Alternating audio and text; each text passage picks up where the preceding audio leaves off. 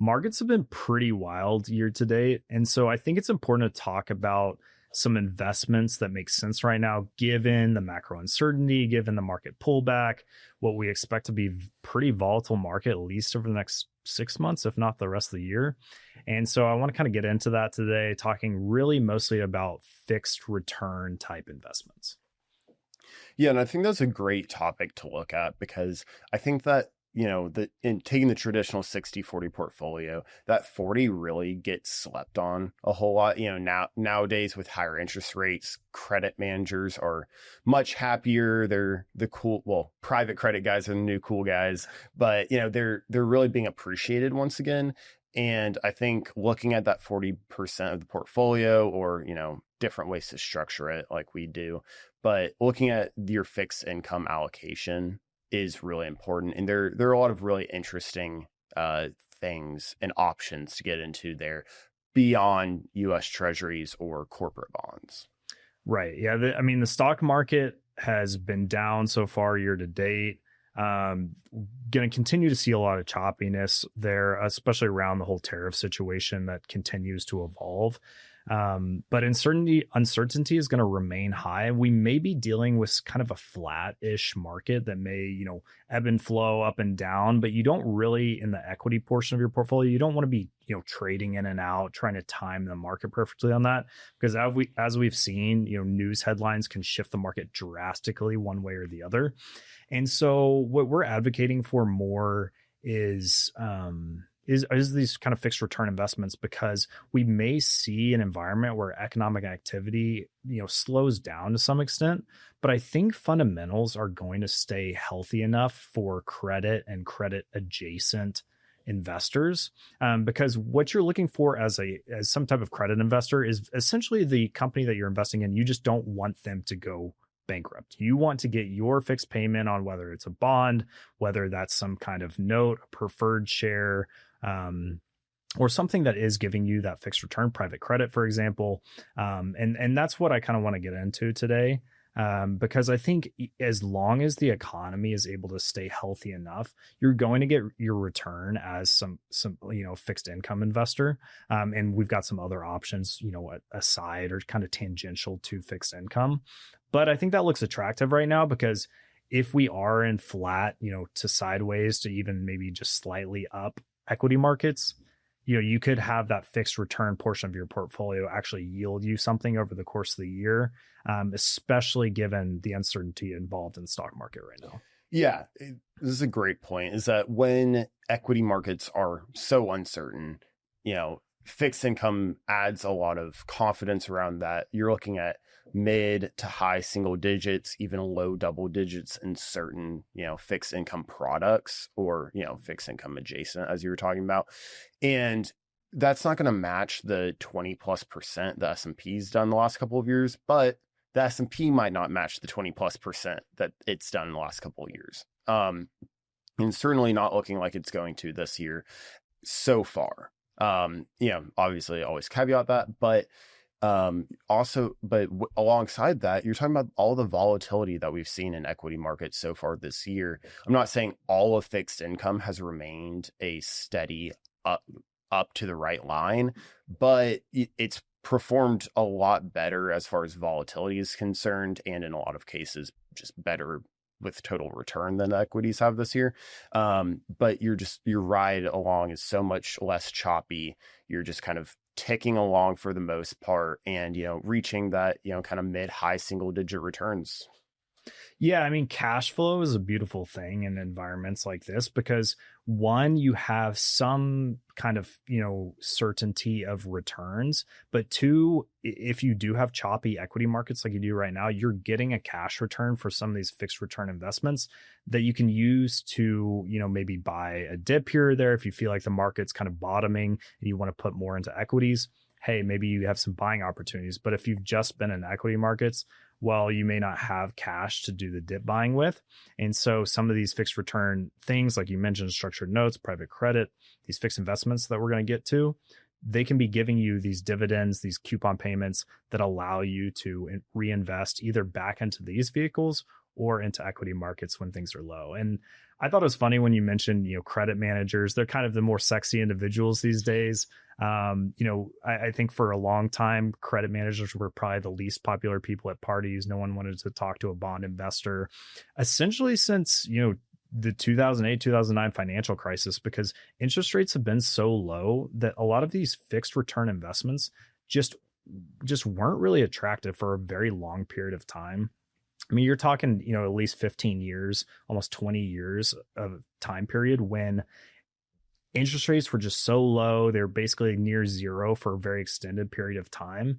So bonds weren't really yielding anything. You didn't have a lot of these kind of fixed income alternatives to the stock market. So, cash was trash, bonds were trash. Like there's nothing really exciting there. Now that we are in this higher interest rate environment, you have a lot more options. And so that's the exciting part about the higher interest rate environment that we're in. Of course, that was a painful period in 2022 when the Fed was hiking rates, but now you have a lot more options. You can have a more balanced portfolio. We would not have been advocating for any kind of bond or very few fixed income type investments, 5 years ago, but now things look a lot more attractive. And so you've got an environment where you have all these additional options. Yeah, exactly. When you're at zero rates, there's only one way for rates to go, and that is up.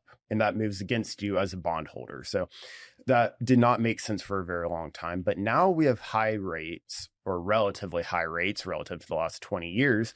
And you're looking at, higher for longer, even a couple of cuts this year, a couple cuts next year, which is what the Fed is forecasting in their most recent summary of economic projections, was 2 cuts this year, 2 cuts next year of 25 basis points each.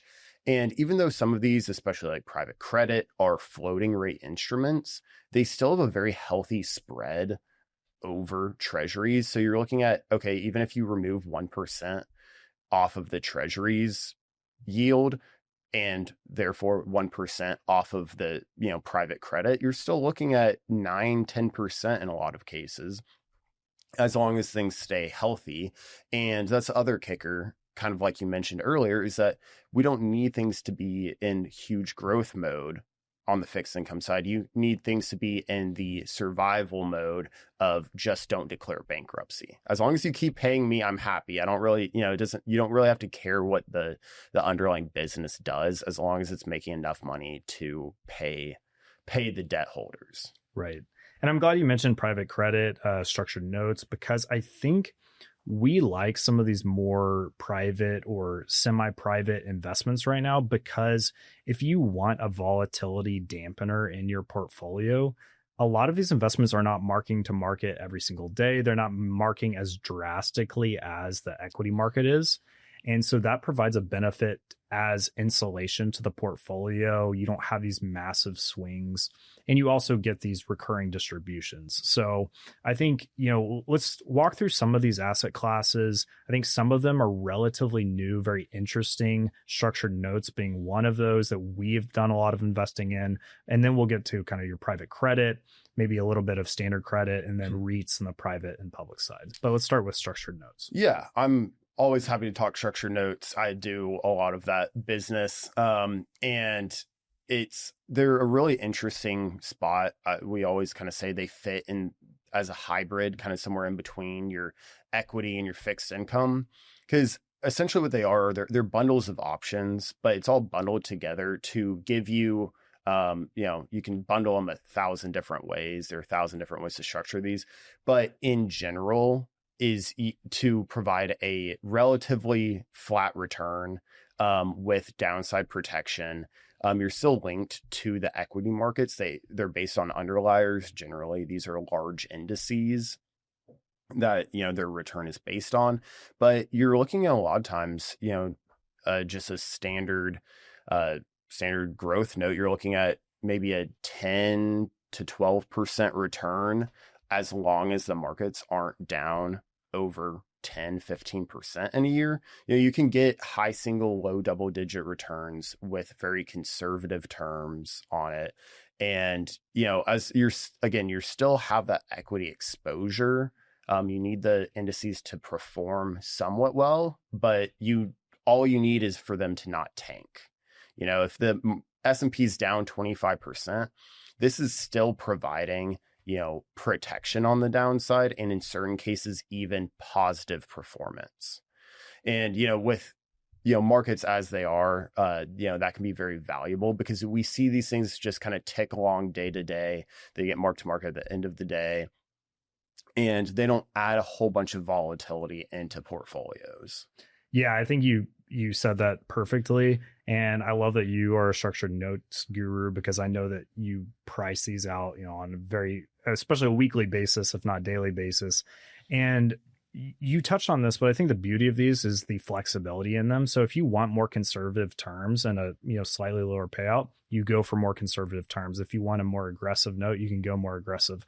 But I think they are a great substitute for your traditional, fixed income or bond portion of your portfolio, because it is conservative capital. And I know that you and I have done a lot of back testing, especially on the structures that we create at Bet Capital.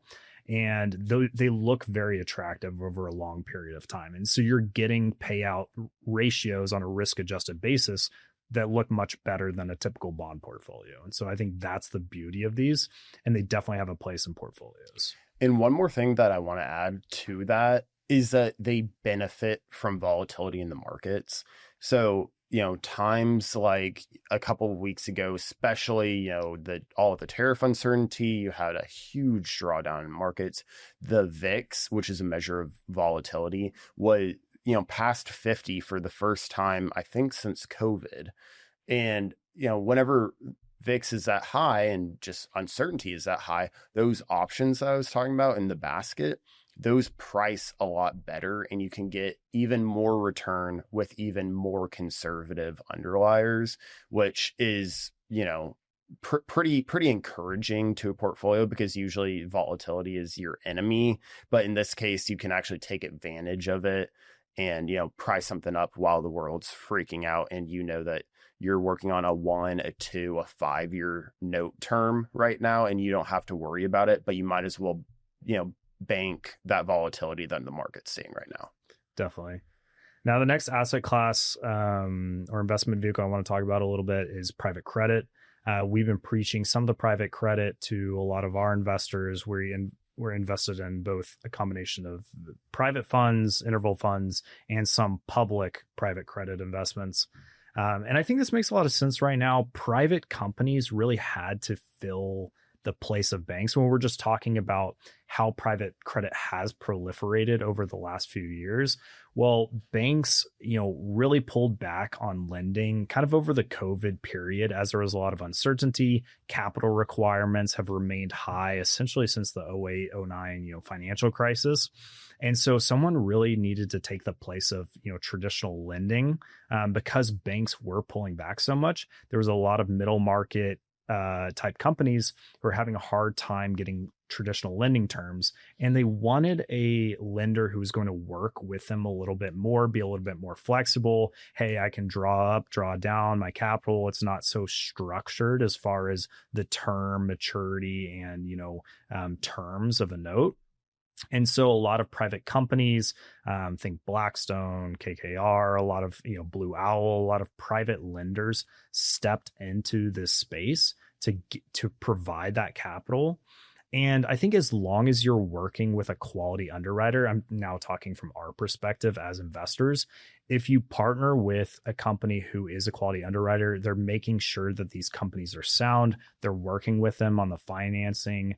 A lot of times they have great insight into their businesses, and especially companies that have, global presence are able to provide a lot more in the terms of resources for a company that they're lending to than, say, your typical regional bank may be. And so we like private credit from that perspective because loan losses have remained extremely small, especially through the quality underwriters, which means you're not going to take a hit on the NAV of those loans that are being issued. And you mentioned the spreads over treasuries earlier. I mean, a lot of private credit unlevered is still in the high single, reaching the double digit range. And so you have what is still conservative capital. Granted, a little bit more risky than, maybe investment grade credit or very high, treasury bonds. But I think given the risk return of those investments is a really attractive place to invest right now. Yeah, I think you really nailed it there. Private credit is a different beast than a lot of your more traditional stuff. So there are certain things you need to know to look out for. People have been concerned about the huge influx of private credit and the huge growth it's seen. And while it has seen a lot of growth, there's a lot of good reason to it.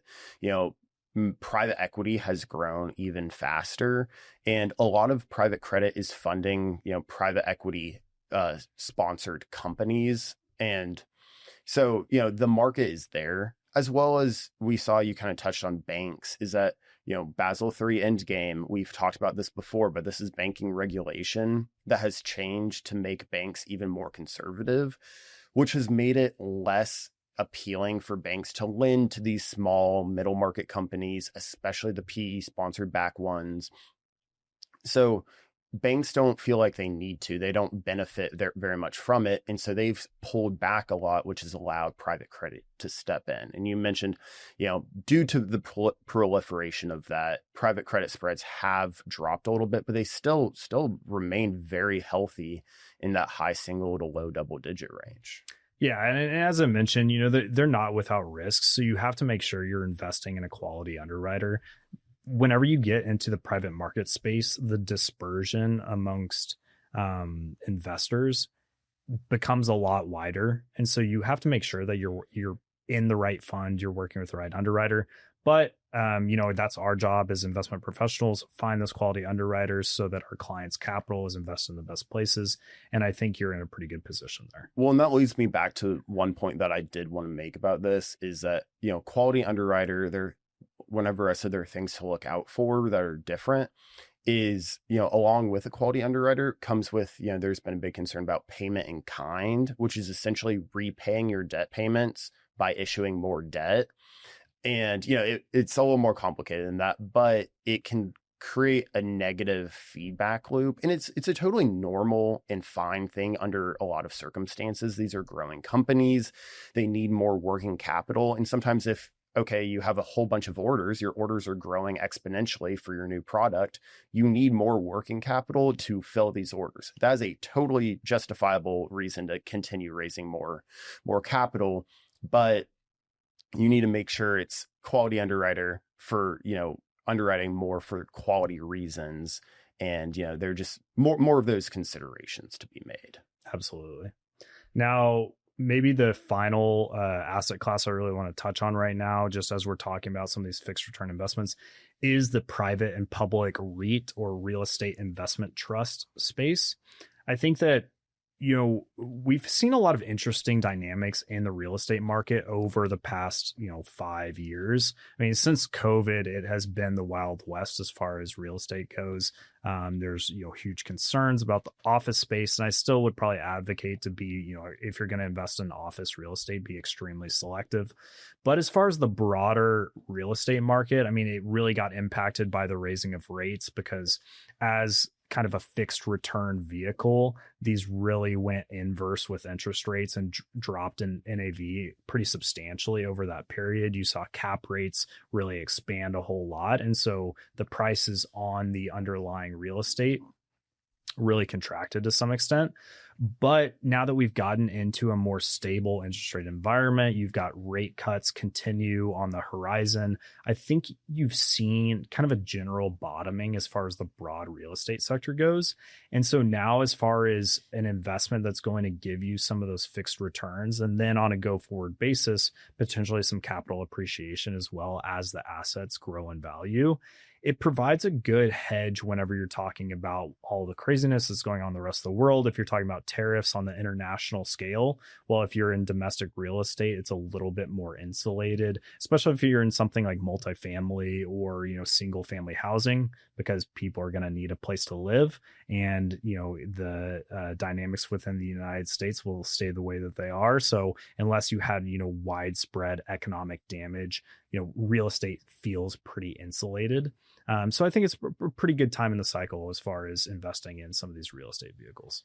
Yeah, and kind of like you said, is that the price will move on these a little bit more so than certain other fixed income products. They can be a little volatile, but you have the opportunity for price appreciation on top of a mid to high single digit dividend yield. So the payback can be pretty solid.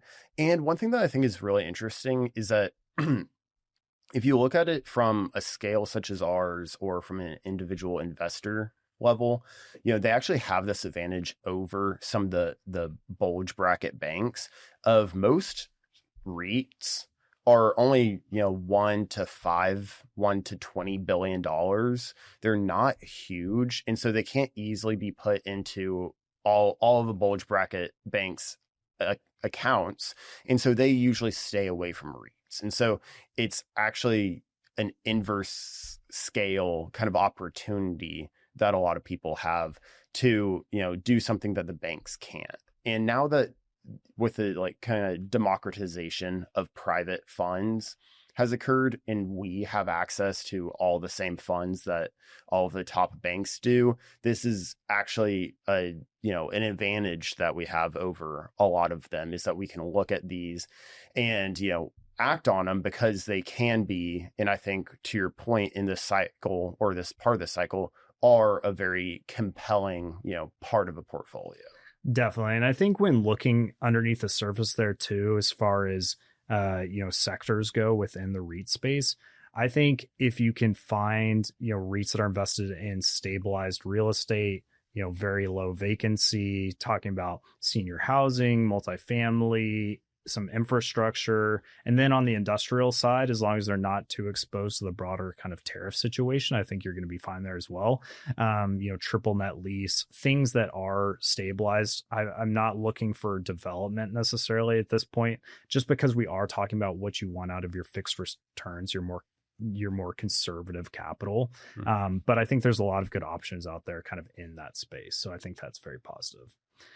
Now, I'm glad we kind of talked about this today, because usually the sexy talk is about equities and what's going on, which stocks are you picking and things like that. And while we do that, it is a very uncertain place for the equity market right now. And we are seeing just massive swings in both directions. And it is hard to say exactly where we're going to end up at the end of the year.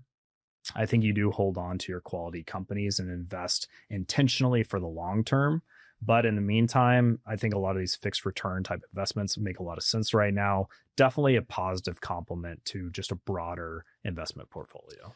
Yeah, and I think dampening volatility is a very important thing, not just for the optics of it, but actually for real returns. Because one of the biggest challenges for individuals whenever markets are swinging like this is staying the course, staying invested, and not following their equities so closely that they worry about the day to day. This allows a huge damping effect for that portfolio. Just continue up to the right. You're achieving your goals, whether that's growth or retirement, while still kind of protecting a lot of that from the downside. So it's certainly a important environment to have these discussions and kind of acknowledge where these fixed income vehicles can kind of fit in your portfolio.